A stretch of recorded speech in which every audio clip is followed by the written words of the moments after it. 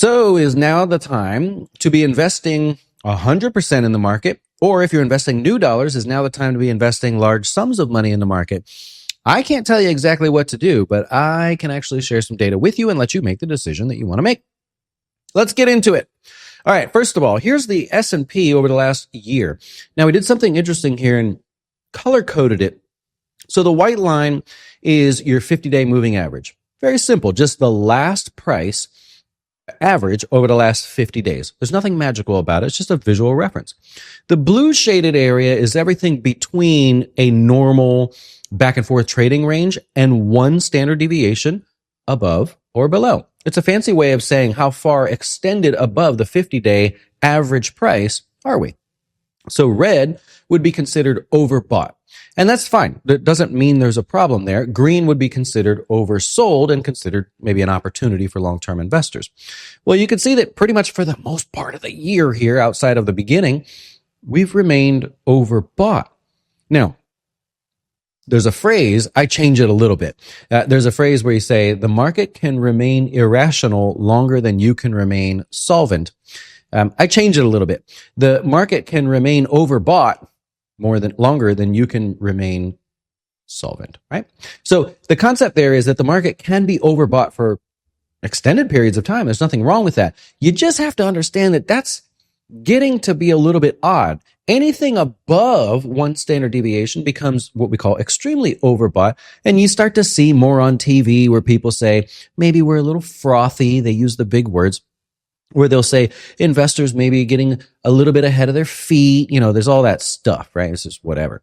Now, that in itself doesn't mean, you shouldn't be diving into this market. Obviously, everything's going well, but let me take it a step further. If we look at the Nasdaq itself, 93% of all days have been overbought days, meaning the Nasdaq has traded overbought 93% of all days this year. And well, if we compare that to its history, we go, that's extreme, right? You look back through the 70s and all the way back in here and you say, well, that's not normal. It doesn't like to do that often. So we ran the stats going forward. We said, well, when that happens, when we're more than 85% of all days are overbought, does the Nasdaq continue? Is it like a good sign where we get really excited, want to buy all kinds of stuff, or do things calm down? And so to do that, we don't actually measure the forward performance. We measure the forward performance against the average, right? So essentially saying, how does the Nasdaq perform against itself? Well, check this out. Whenever that happens over a 1 week time period, which is really sort of irrelevant, we're not looking to invest for a week, the Nasdaq performs as it normally does. So current, or when that happens, versus all the average days, right? So we're going back and saying, so 1971, anything over 85%, let's come in there and look forward to see what happened. Well, if we go 1 month forward, the average sort of performance going forward 1 month is 1%, at least since 1971. Well, that's all of it. The average performance after being overbought is less than. Notice 3 months, less than. 6 months, not bad, just less than. 1 year, I would say that's bad, less than. The Nasdaq tends to underperform itself when it finds that the majority of its days are overbought, like it's living in overbought land. Well, it tends to slow down. That performance does not continue historically, right? That's the stats. That's not my opinion. Well, that's the Nasdaq. So we talk about the S&P being extended. We talk about the Nasdaq doing its thing there. Well, if the S&P is extended and overbought, if it's because everything is doing really well, then we want to support that. We'd like to be a part of that. That's amazing. Well, the S&P breaks down into 11 sectors.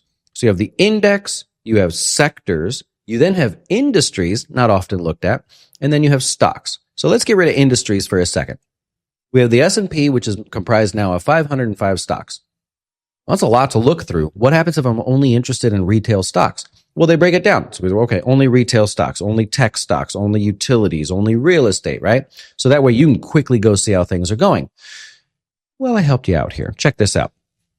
Here is every sector, the relative performance over the last year. So this is not the performance. This is saying if the line is going up, then it is outperforming, right? It is relatively strong compared to the market. So it's doing well. If the line is going down, or in this case, a little bit sideways, it means that it's not performing. Right? Just relatively, it is considered flat to weak. Let's do a better example, consumer staples. Consumer staples are essentially moving the opposite direction as a whole as the market. So it is not performing as the market would perform. The strength is not performing. I shouldn't say performance. So nonetheless, let's look and say, consumer discretionary over the last year has not participated. It is relatively flat compared to the relative strength of the S&P. Fine. Consumer staples, relatively weak overall compared to the S&P. Well, what do we have? We have healthcare weak, financials, energy. That's changed a little bit. Energy, industrials, materials, real estate, technology. Oh, cool. Utilities. Most sectors of the market, meaning if we took the entire S&P 500, we go, who's helping lift the S&P 500? Well, it's technology. It's AI. It's processors. It's chips, right? You see it. I mean, you see the news. Is that a good thing? Don't we want a rising index like to lift all boats? What they say, a rising tide lifts all boats? No, it's just this one sector doing it. How is that possible? Well, the tech sector now accounts for over 35% of the entire weighting of the S&P. You know how that works? So the S&P, the index, doesn't give equal representation to each and individual stock. There's a ETF that does that. I think it's the RSP, if you want to look it up, where it says all 500 stocks have the same weight. The S&P index doesn't do that, right? When you see on TV, the S&P is up 36 points today. The way they do it is they say, if a company is larger, they get more say. So think of the trillion-dollar companies out there, right? So those companies get more say than Home Depot, who is not a trillion-dollar company, right? Your Alphabet, Apple, Nvidia, now Tesla, they get more say, more weight on the performance of the index than American Airlines, right? So here's what we have.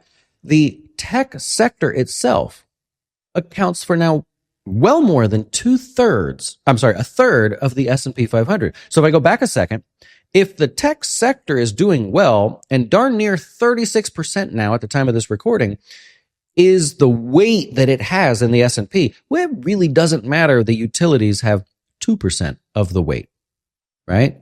The utility, they could just go down all they want. No one cares. It's not going to move the index. But if the tech sector is going higher, that's fine. But excuse me, that becomes a bit of a problem. So on this slide, we said, what if the top 10 stocks in the S&P fall 20% and the rest of the index doesn't do anything, right? Now, keep in mind, the top 10 stocks would be the heaviest weighted in the S&P 500. Well, it puts you around 6160, right? We would go from here to here if just 10 stocks fall 20%, and it would be the top 10 stocks, right? That's it. You know how easy that would be, considering the gains that NVIDIA's had on the year, to just have a meaningful, like healthy pullback of 20%, right? It sounds weird to say that, but I mean, that's what you have. So we would have that. Now that's where we would land, that 6160 area. Is that fair? I mean, we're not here to debate that, but like just those 10 stocks can have the weighting. Now, to be fair, they could go up another 20%. It would only be because of those stocks. Really, really interesting to see that. So that's fine. Now, that's the stock side of things. That's the stock market side of things, right? So should you be investing large sums of money here? Did any of that tell you, oh, I need to be backing the truck up and maxing out my 401k? Now's the time, right? Now, if you're behind in retirement, of course, you got to do what you got to do. If you need to play catch up, you got to play catch up, right? So we don't care about the market. But if you're someone who's like, I'm not accumulating more dollars now, I just want to know, like, should I have 2% in cash? To give you an example, here at Jazz Wealth, we manage our own funds, right? So we don't charge people, right? We don't say like, hey, we're going to buy this mutual fund and you have to pay for it. No, we just build our own funds and there's no cost for those. We're not 100% invested. As the market really just the tech sector does this and keeps pushing things higher, since we were already outpacing the S&P to begin with, we have a little leeway. We can say, well, we're already ahead of schedule. So we'd like to have 2% in cash, 3% in cash, 4% in cash, so that when the markets pull back, and they will pull back, that we have an opportunity to use some cash instead of just sitting around doing nothing, right? So really think about this. I'm not doom and gloom guy by any means. I'm just like, hey, a little bit, right? Like that's a little bit too much, right? And we know that performance tends to slow. So why would I want to be advising people to dive in 100%? It's not happening. Hey, anyways, I hope you enjoyed it. A little bit different. Just kind of wanted to share some data with you and kind of take a look from a non-opinionated way. Hope that helps. Hope you enjoyed, and let us know what you think. You think the market pulls back more than 3% at any point through the rest of the year? Keep in mind, we haven't seen more than a 3% pullback since what, April? Do you think it happens before the end of the year or not? Be curious. See ya.